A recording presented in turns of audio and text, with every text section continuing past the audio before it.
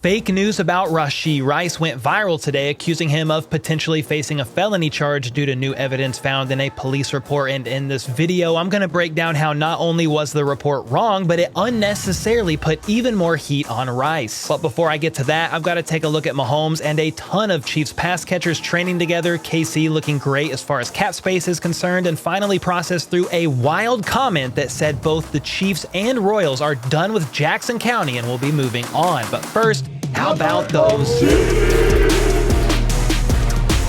First up, Patrick Mahomes and a plethora of other Chiefs pass catchers have been putting in work together over the last few days or so in Texas, which is always a fun time at this point in the offseason, as we don't have much to look forward to other than the Chiefs, maybe signing somebody, hopefully soon. And then obviously there's the NFL draft at the end of the month. Now, the players that were seen out there with Mahomes in Texas, at least so far, were quarterbacks Ian Book, Chris Oladokun, Mahomes himself, tight ends Isaiah Gathings, Irv Smith Jr., and Noah Gray, wide receivers Justin Ross, Cornell Powell, Sky Moore, the newly acquired Anthony Miller, who could be seen doing some training of his own and is a sneaky player to watch out for this offseason, as well as Nico Remigio, who had a great training camp last year until he had to get placed on IR due to a shoulder injury. Then, of course, there's the speedy Hollywood Brown out there running plenty of routes as he prepares for a bounce-back season with KC on this very team-friendly one-year deal. He's been doing plenty of training on his own as well and looking twitchy as ever and ready to go. I actually had to watch this clip right here a couple of times to make sure it wasn't sped up, because that boy, fast. Now, even though they are all in Texas, an obvious pass catcher missing from this bunch is Rashee Rice, as he's currently going through it after recently wrecking his car and fleeing the scene. And I have an update on him later in this video, one that didn't look good at first, then obviously got corrected due to an article mistake, but it was almost too late as aggregate accounts ran wild with it. More on that in a bit, because while those are most of the Chiefs players I saw with Mahomes in Texas, that doesn't mean others are just sitting around doing nothing. Travis Kelce was recently seen training pretty hard as he worked on sprints and other exercises for his explosiveness, even running up a parking garage slope, which is kind of wild. You certainly love to see the 34-year-old go out there still hungry as he prepares to enter year 12 of his NFL career. Then defensive tackle Chris Jones has been seen grinding out at the Chiefs facility, with this not being the first time he's recently posted working out there.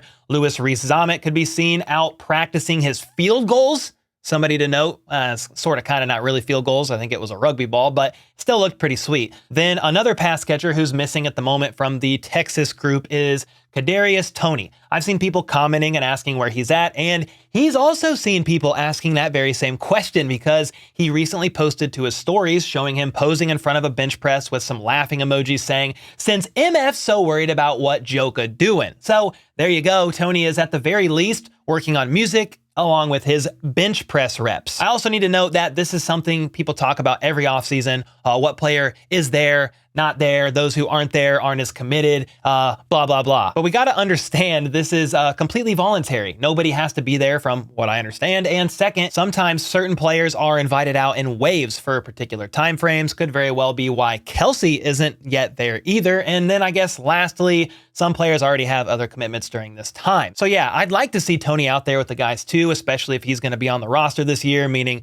the Chiefs don't trade him, don't think he has much trade value, or cut him and have to eat all $2.5 million of his cap hit. But that doesn't mean Toney won't join them soon. After all, the Chiefs' voluntary 9-week offseason program starts on April 15th, phase 1, I believe, with later phase workouts scheduled for May 20th through the 22nd, May 28th through the 30th, and June 4th through the 7th. So again, while these are not mandatory, we may see others involved like Toney and Kelce by then. Another receiver I saw working out was actually Chiefs pending free agent Mecole Hardman. He's a receiver I could definitely see the Chiefs bringing back on a one-year deal, much like I saw them bringing back running back CEH to a one-year deal earlier this week. It would make sense for depth with a guy who knows the system and can also be used as a returner. The Chiefs certainly have the money to bring him in and several others back as well. So we got to talk about how nice KC is looking cap space wise, then how not nice the Royals CEO's wife's comments were about both teams being done with Jackson County, that Rashee Rice update, and more. But before I do, with spring officially here and the weather starting to get warmer, when you declutter and clean out the house, i.e. spring cleaning, maybe it's time to throw your old mattress out with it? Well, that's exactly where the longest active sponsor of the channel comes in, Bear Mattress. They make premium fiberglass-free mattresses that are customized to the way you sleep and shipped right to your front door for free in the US.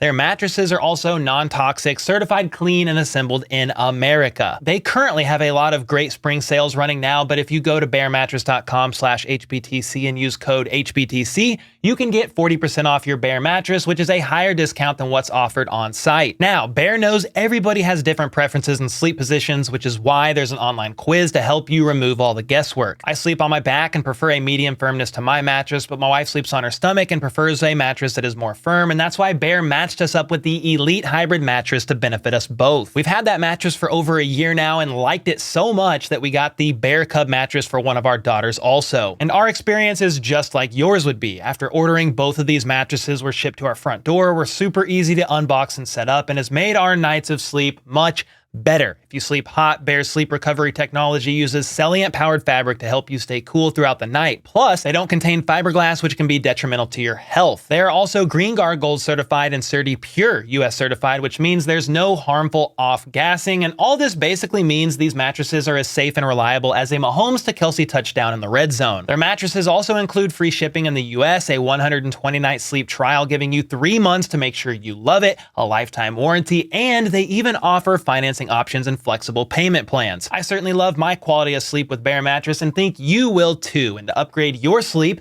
go to bearmattress.com/HBTC and use code HBTC to get 40% off your Bear Mattress for a limited time. Again, this is higher than what's being offered on site, so check it out while you can. Next up, the Chiefs are looking pretty on cap space right now since the Snead trade is official and freed up that $19.8 million.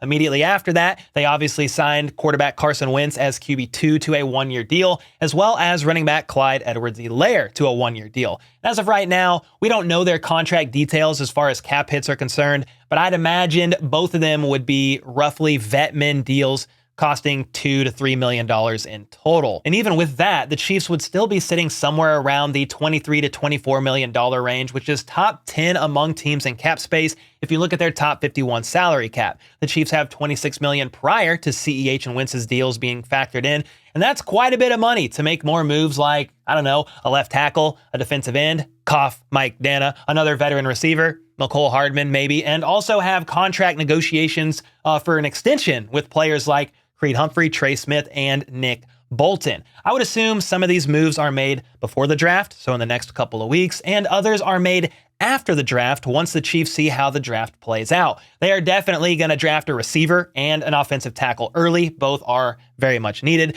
Then there's the need for a cornerback, running back, defensive tackle, and interior O-line. So yeah, plenty of work still to be done via both the draft and free agency. And then Rashee Rice went viral again today, Friday, April 5th, not for good reasons either, when aggregator accounts like Dov Kleeman and several others ran wild with a report from this WFAA article that stated they'd obtained a police report about the Rashee Rice incident, and that report mentioned 10.8 grams of marijuana was allegedly left in the Lamborghini that Rashee rented. Well, I saw that article this morning, posted about it, and pointed out not only a discrepancy that was in this article, but that you can't find the police report anywhere. And before you know it, these aggregator accounts actually ran with the mix-up that was on this WFAA article, and it went viral. And so I actually DM'd the author of this article asking for clarification and have them possibly fix it, because if only 10.8 grams of marijuana was found in Rice's car, that would be a misdemeanor per the state of Texas. Yet the article was saying it's a felony, which is a minimum sentence of 180 days in prison, a max of 2 years in prison, and a fine not to exceed 10 grand. Well, this article then corrected themselves after my DM. I don't know if she changed it really because of my DM, but also after the aggregators ran wild with their article with their mix-up, and it's confirmed a Class B misdemeanor charge, not a felony, okay? A Class B misdemeanor is punishable by a max of 180 days in jail and a fine not to exceed $2,000, which is obviously a big difference. Facing a felony compared to a misdemeanor for allegedly leaving weed in a vehicle is night and day. I have no idea if Rice is actually going to take the fall for the weed that was left in his car either, because you could easily say, nah, that was somebody else's. But the problem is, remember, the Lamborghini was rented in Rice's name. So we'll have to wait and see how the process plays out with that, but it's definitely going to be worth keeping eyes on. That is, if this report from the article is even true. We need to get our hands on the police report. It's just still not publicly available. Rice's lawyer actually spoke about this in his press conference on Thursday, April 4th, and said when he last spoke with police earlier in the week, he was told no report had been filed. However, he was asked about what was found in the car per this police report, and obviously he said he had no knowledge because the last time he talked to the police, they told him there was no report. But had he known they were going to mix up the report this badly, talking about WFAA, I think Senator Royce West would have been pissed. Either way, details are still unfolding about Rice's incident, and we'll still have to just wait and see how this all plays out to find out what charges ends up coming his way and what repercussions he's going to get, if any, from the state of Texas as well as the NFL. But either way, let me know your thoughts on this ever-evolving situation and the mix-up of a felony and misdemeanor. Big difference in the comments down below. From here, did you know that the Chiefs and Royals will never work with Jackson County again on another stadium tax proposal, and we'll be lucky if they even end up in Kansas rather than somewhere else farther away? Well, according to Marnie Sherman, the wife of CEO and chairman of the Royals, John Sherman, quote, "Unfortunately, neither team will work with Jackson County again." She actually went on to say in this Facebook comment, it is verified, her account, that the lack of leadership has lost the city two treasured assets, ending her comment by saying, quote, "We will be lucky if both teams wind up in Kansas, at least still in the area," which I took to mean it could be even worse with both teams ending up in a state farther away. I already talked about in yesterday's video, there's a real possibility at least that the Chiefs end up in Kansas now, with Nate Taylor of The Athletic saying that Chiefs fans need to come around to the legitimate possibility that the Chiefs could be playing in Kansas in 2030 or 2032. And while I hope at least the Chiefs try to work something out with Jackson County and staying in Arrowhead, between Nate Taylor and now John Sherman's wife saying what they've said, I'm not feeling too confident at the moment. Now, it's worth noting that Marnie Sherman is not an official mouthpiece of either team, and Mayor Quentin Lucas recently said not to believe any noise about the teams moving elsewhere, whether it's to Kansas or to Dallas. The mayor of Dallas has recently said the Chiefs should consider moving back, considering that was the area they were from originally. Said, don't believe any of that noise. Jackson County is committed to keeping both teams in KCMO in 2040 and long after. Even on Friday, today, he tweeted out thanking John Sherman for a good recent convo on Thursday concerning continuing work with KC about the future. As of this very moment, though, it's kind of like the Rashee Rice case. Your guess is as good as mine as to what happens next. I don't know if the team stays or goes, but thankfully, even though Kansas is reportedly making a push to land the Chiefs, they are still talking about the Chiefs under lease until 2031, and no immediate decision needs to be made. There's still time, years, in fact, to get things done. But with all that being said, let me know your thoughts on all this in the comments down below. And until next time, let's go. Let's freaking go. How about those?